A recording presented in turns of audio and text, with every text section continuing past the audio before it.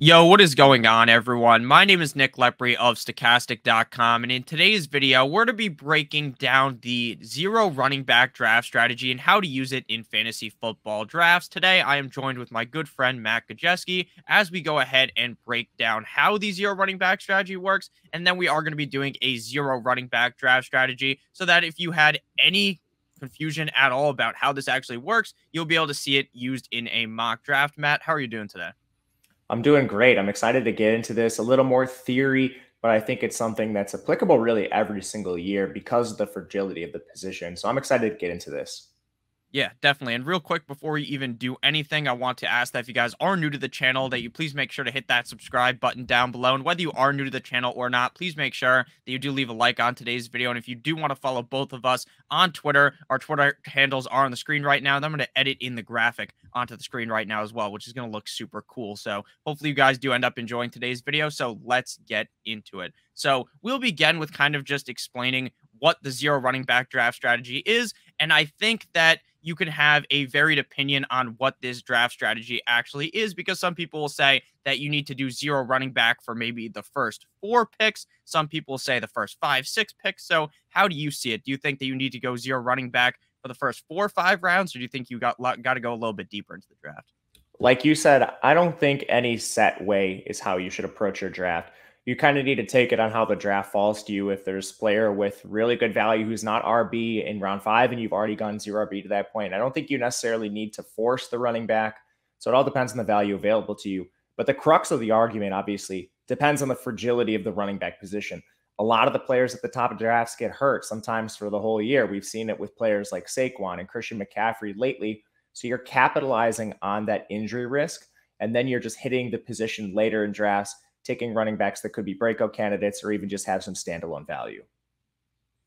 Gotcha. So in my opinion, the best league format to kind of do a draft like this, where you want to start the draft zero running back, again, please do not go into your draft thinking I need to do this strategy. But I think the best league settings to do this in is either a PPR league or a half PPR league. I think doing this in a standard league is pretty crazy. And then I think you want to be doing this in a league where you can start more than 2 receivers. So maybe a league where it's 3 wide receivers, or a league where you can start 2 flexes. I think doing this in a typical 2 wide receiver, 1 flex league is not as advantageous. What do you think about that? I agree with you, because in those leagues where you have the limited RB spots and the limited receiver spots, you definitely need the good running backs. Otherwise, the teams that just stay healthy are going to lap you because they're actually getting points that you're not accruing. Whereas if you have like 3 or 4 receiver spots or 2 receiver spots, 2 or 3 flexes, you can take a lot of those receivers and fill up the spots early and give yourself an advantage. I completely agree. And then the last question I have for you about zero running back draft strategy is the ideal draft position for this. In my opinion, while this year it seems like people are a little bit more comfortable taking wide receivers in the first 5, 6 picks of the draft, my favorite spot to be doing a zero running back draft has to be at the end of the draft, whether you're in a 10-team, 12-team, 14-team league, 8-team league. You want to be doing it with the last, I'd say, 3 or 4 picks in the draft, because that gives you the best opportunity to double up on 2 elite wide receivers in the first 2 rounds, or you can get a tight end as well as a wide receiver. Do you think it's fine to do anywhere in the draft, or are you definitely looking to do it in, say, picks 9 through 12 for the sake of a 12-team league? I agree with you. I think it's best served in the mid to end of the first round if you're drafting somewhere in that spot. And it also comes down to, at the top of drafts, you have a chance at one of those elite running backs, the Christian McCaffrey style backs that perform kind of as like a wide receiver 2 and then an RB1. And we've seen when those players stay healthy, they are real difference makers for fantasy football, whether it's going all the way back to like Le'Veon Bell, the Saquon Barkley year where he broke out, and Christian McCaffrey's done it multiple times when he's healthy.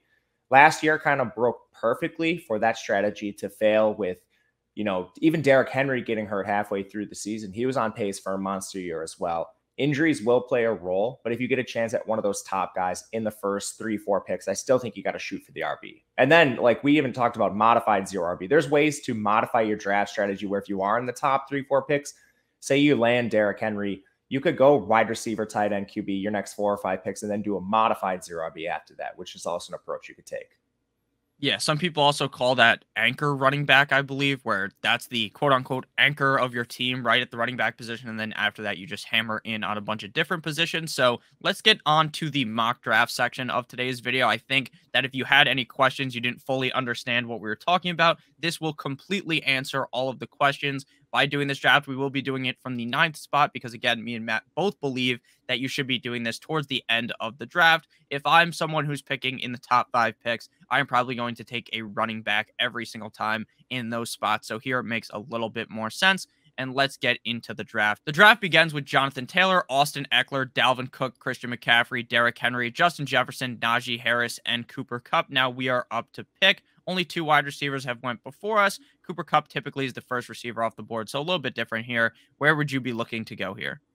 Yeah, the top of my board very clearly is Ja'Marr Chase. You're locking up one of the top 3 receivers in fantasy football, and some of the running backs have already dried up. At this point, you're probably reaching on a guy like Joe Mixon. I think you're getting a little more safety with the receiver here in Ja'Marr. Gotcha. If this was not a 0 running back draft, would this be the exact same pick? Same pick. For All right, you? Yeah, for me, the exact same pick as well. I think Ja'Marr Chase is clearly the best player there. And again, if you're going with one of those running backs, I'm just not sure they're even worthy of the first round pick. So after Chase came Adams, Kelsey, Swift, Kamara, Tyreek Hill, and Joe Mixon. We're back up on the board here. Where would you be looking to go? I think right now, Stephon Diggs is a clear tier break. I actually have him ahead of Tyreek Hill. So he's a player that I really like in this spot. I think after him, you start getting into players that have a little more risk. Yep, I completely agree. I would be going with Stephon Diggs here as well. I would definitely consider taking Mark Andrews if you didn't want to go double wide receiver to start the draft. I think Mark Andrews is worthy of an early second round pick. Maybe you do disagree on that, but I do think there is a chance he finishes as the #1 tight end. If this was not a 0 running back draft, would you have also picked Stephon Diggs? Because I would have as well. I would have. It's close for me with Aaron Jones, so I have a little bit higher than you, but he's slipped quite a bit, and he's not ranked as highly on this platform. Yeah, Aaron Jones is getting eviscerated on this platform, right? On Sleeper, he should be going much higher. So after we went with Stephon Diggs, Nick Chubb, CeeDee Lamb, Josh Allen, Mark Andrews, Deebo Samuel, Saquon Barkley, Javonte Williams, Mike Evans, A.J. Brown, Ezekiel Elliott, Kyle Pitts, Pat Mahomes, Aaron Jones, George Kittle, Leonard Fournette, Justin Herbert. Now, some people might think in the comment section, oh, Nick, it's a little inaccurate that 3 quarterbacks have already run in the first 3 rounds. Well, in most casual leagues, I will tell you, there might be 5 quarterbacks taken already by this point in the draft. So we're up again here. We do have our 2 wide receivers. We're going to continue with the 0 running back trend. Who would your pick be here? Would you be looking at Darren Waller, or would you be looking to go receiver again? So receiver is pretty strong at this point in draft. Again, if you're drafting on places like Underdog Fantasy, it's probably not going to go this way. The player I actually have ranked the highest is T. Higgins. We're kind of prohibited from taking him because we have Ja'Marr Chase. So my #2 is Keenan Allen on the board right now. He would be the pick for me. I think because of the positional value, you could also consider Waller. Yeah, I agree with you. I would here definitely not be looking to go with a quarterback. I'd be going wide receiver. And I think I have Keenan Allen ranked slightly higher than T. Higgins, but I understand that. But again, in a non-best ball league, I think it's a little crazy to go with 2 wide receivers on the same team, which is what you said. So Keenan Allen would be the pick here for me. And on the swing here, when we come back around, let's see who's available. So David Montgomery, Antonio Gibson, Deontay Johnson, T. Higgins, Cam Akers, and Darren Waller. At this point, I would probably, if this was a real draft, break away from the 0 running back train because I think there is kind of a fall off after running back James Conner, who I think could easily finish as a top 12 back if he stays healthy. But here, where would you be looking to go? I agree with you. Can you go to the top of the receiver board? Yes. So I think we're not going to take a tight end now. I was hoping we were going to get Waller on the comeback. He went 1 pick before us, which is unfortunate. And there is a tier break at receiver, in my opinion. Once you get behind Keenan Allen and T. Higgins, everybody on this list has a question mark. McLaurin, it's the quarterback situation. Same with Metcalf and DJ Moore. Amari Cooper is actually kind of the same thing too. Waddle will be competing with a lot of mouths to feed in that offense. Jerry Jeudy may or may not be the one. Chris Godwin's probably starting the year on PUP. So to me, I think we do have to deviate at this point, and maybe we do some sort of modified RB strategy just because James Conner is such a screaming value at this point, which again, you shouldn't be going into your drafts thinking, I'm going to do 0 RB through round 6. You need to be fluid with it. And maybe we end up with just 1 RB through like round 7, but we modified it a little bit. Yeah, and I completely agree with that. Again, if you just go into the draft thinking you have to do something, you're gonna fuck everything up. Especially if you're like, oh, I need a quarterback in the 5th round. What if all the good quarterbacks are gone? Then you go ahead and you reach up and you take Dak Prescott in the 5th round. Please make sure that you don't go into the draft just putting yourself in a box. We will go with James Conner here. That is the pick that made the most sense out of all the wide receivers that were available. I think I probably would have taken Terry McLaurin, just hoping that maybe this is the year where everything finally goes his way. So after James Conner was J.K. Dobbins, Jalen Waddle, DJ Moore, Metcalf, McLaurin, Josh Jacobs, Joe Burrow, Breece Hall, Lamar Jackson, Jerry Jeudy, Michael Pittman, TJ Hawkinson, Chris Godwin, Cortland Sutton, Travis Etienne, and then Amari Cooper. Where would you be looking to go here? Allen Robinson's the top player on my board, but I really am curious where you have things right now, because I think you could make an argument for a lot of players here.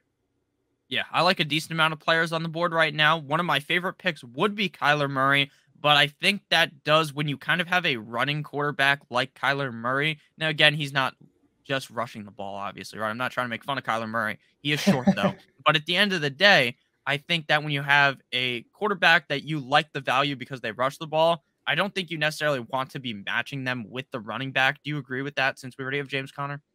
I do agree with that. Where like with Kyler, we would want maybe D Hop or Marquise Brown to complete the stack if we're thinking about that, but they're going to cannibalize each other a little bit on the ground. I think he's probably not the ideal option, but he is a value in the spot, which makes him like very difficult to turn away from.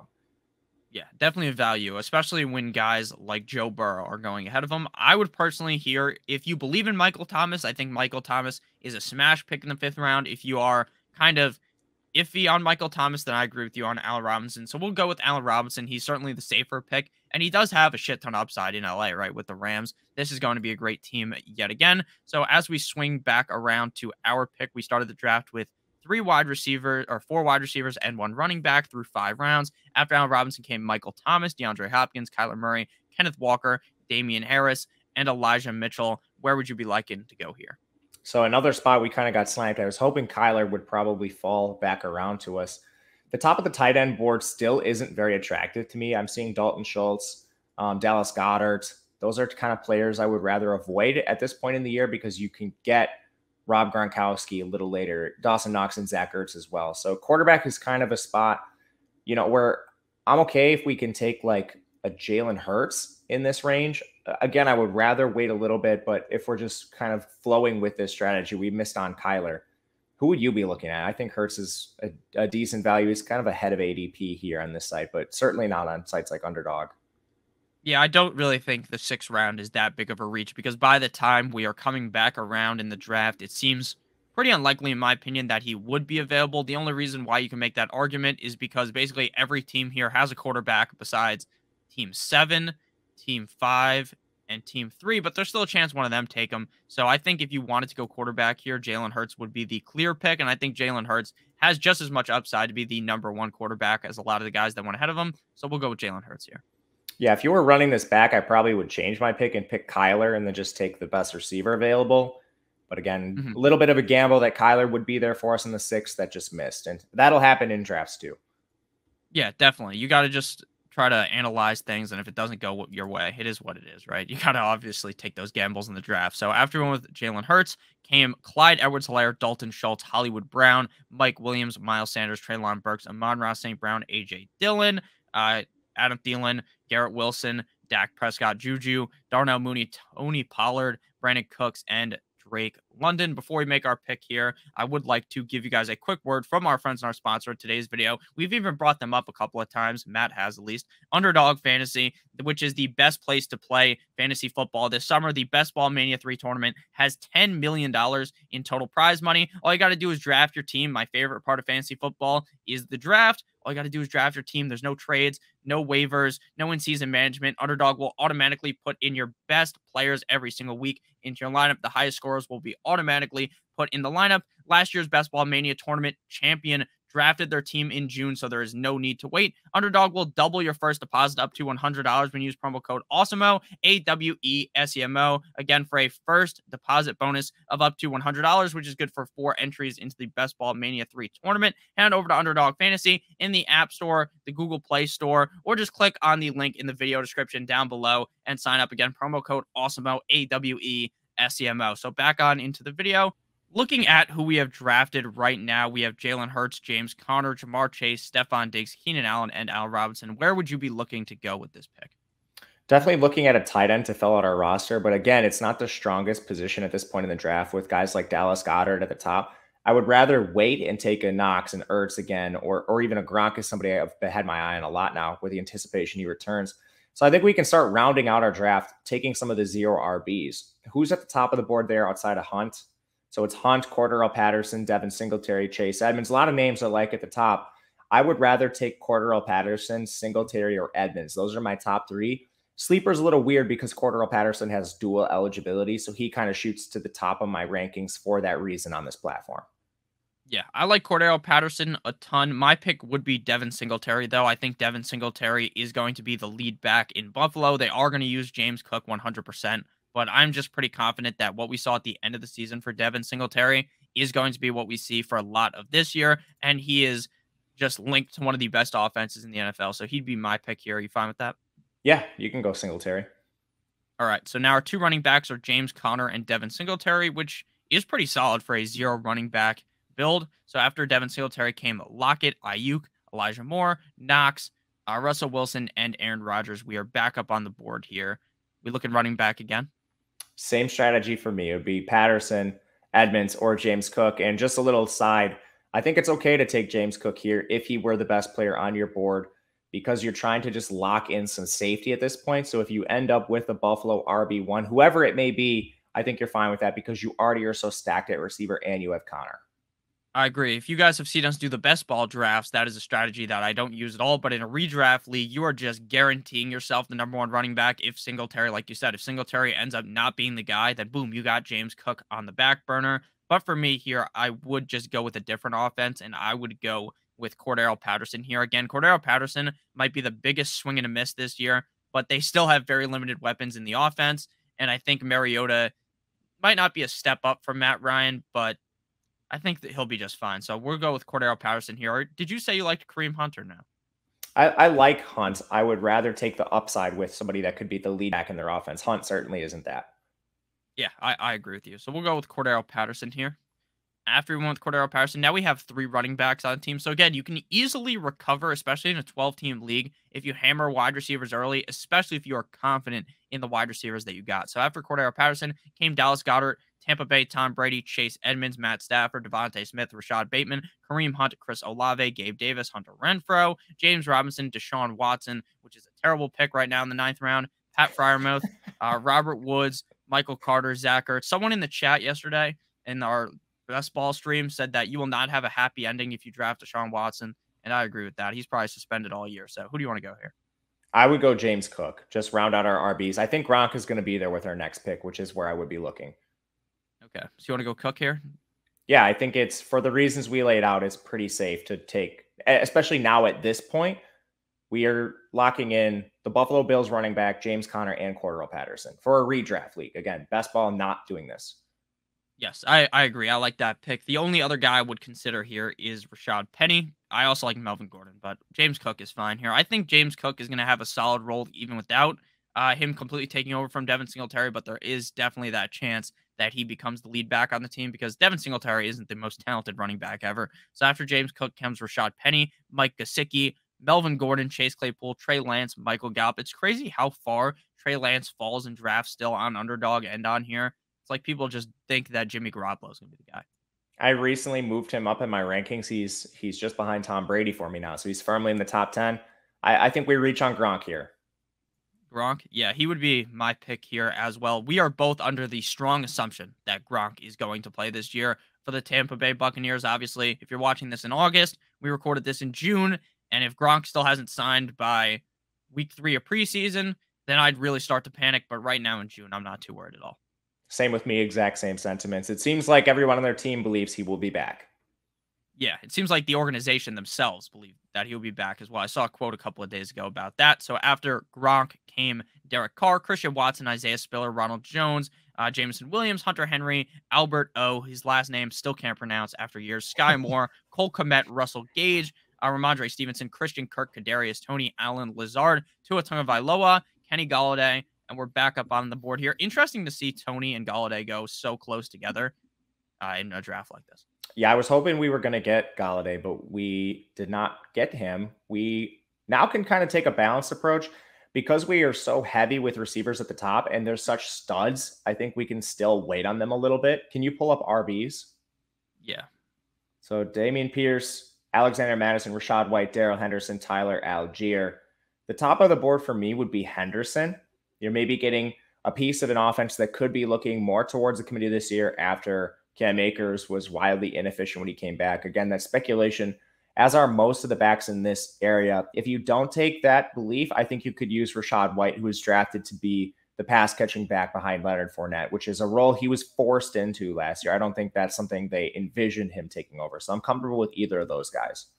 All right, so you out on Damien Pierce then?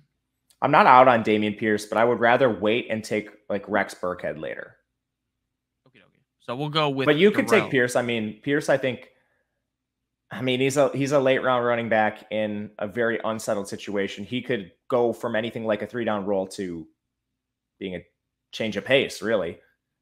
Yeah, that's kind of my thought, is that his ceiling is so high. Now, again, he's on the Houston Texans, but he could really be a guy that sees a lot of touches, or he might not even see the field at all. The range of outcomes is crazy. I just think that with the build that we have now, I think going for that supreme upside that he could potentially be the 3-down back or 2-down back on the team, I think that's worth it. Let's do it. Okay. All right. I also like Alexander Madison, but again, there you are just hoping Dalvin Cook gets hurt in that case. We don't root for injuries here, but he doesn't make a lot of sense with our build.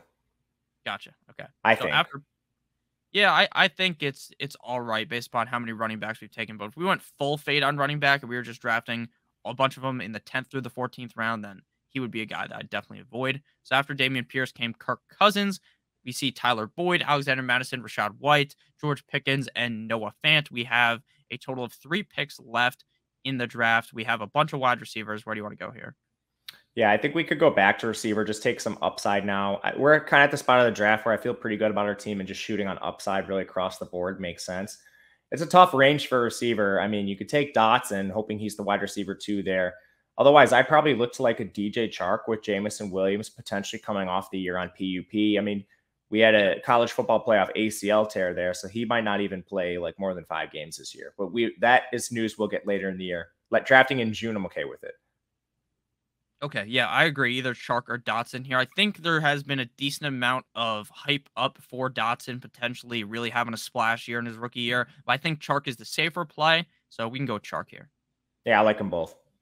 Yeah, I like Chark a ton this year. I've been a big fan of DJ Chark his whole career, but now he's in a real situation where he could have a big splash year prior to the other receiver coming back. So after Chark, Jacoby Myers, Irv Smith, Justin Fields, Darrell Henderson, Algier, Jahan Dotson, Jarvis Landry, Tyler Higbee, Trevor Lawrence, Kenneth Gainwell, Naheem Hines, J.D. McKissick, Rondell Moore, David Njoku, Raheem Mostert, and Tim Patrick.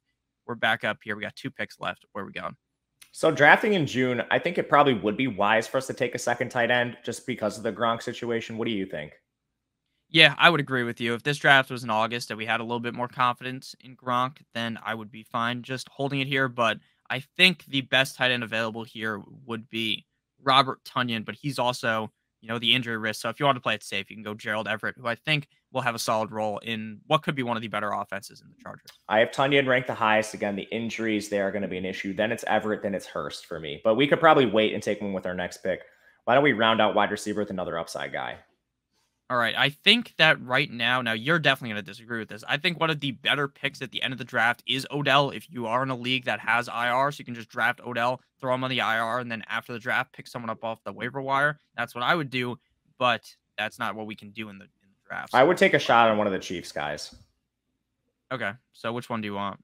I would go with MVS, just slightly ahead of Mecole right now. All right. So MVS, that makes a decent amount of sense. He could be the number 1 receiver in Kansas City. He could be the number 4 receiver. You never really know. So after that comes David Bell, Odell Beckham Jr., McCole Hardman, famous Jameis, Ida W. Winston, Khalil Herbert, and Devontae Parker. So we're going to go with a tight end here, right? Yeah, let's Everett, I guess, is the safest for our current build. Yeah, I agree. I think if we didn't take Gronk, we have a different tight end, and we wanted to go 2 tight ends, I think the best pick would have been Tonyan. Agreed. Tanyan might have a humongous target share inside the red zone with Devontae Adams gone. He might also miss half the year, so it's tough. You got to toe the line. Oh, yeah, no, I agree. It's interesting to see that Chris Carson is still being drafted. Chris Carson, I think, is done in his career, to be completely honest with you. There's a couple players that came off the board in this draft that's interesting to see. I don't know if James Robinson came off the board. I imagine he did. He did. Yeah, he's not a pick. I would never pick him. I would not pick Carson. I would not pick Watson. I don't think any of them play more than a couple games if they play at all.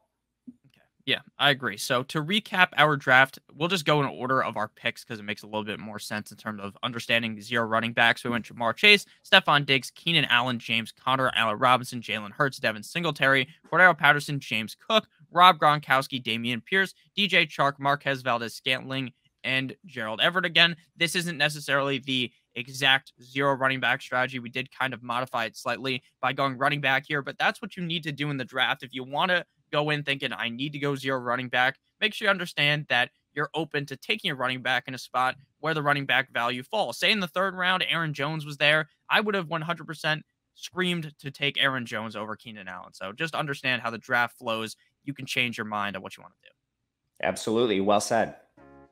Alrighty. So you got anything else to add here, or should we head on out? No, let us know what you guys think of our team, what you think of the zero RB strategy, ways we maybe could have improved it. But otherwise, thank you guys for watching. We really appreciate it. Yeah, thank you guys for watching. We'll be back this week with some more draft strategy videos. I hope you guys do have a great rest of your guys' day. Make sure that if you are new to the channel, hit that subscribe button, hit that like button, whether you are new or not. Follow us on Twitter. Our Twitter handles are on the screen. And then if you are new to Underdog, make sure you use promo code AWESEMO, AWESEMO, for a $100 first match deposit bonus. I love all of you guys. Hope you have a great rest of your guys' day.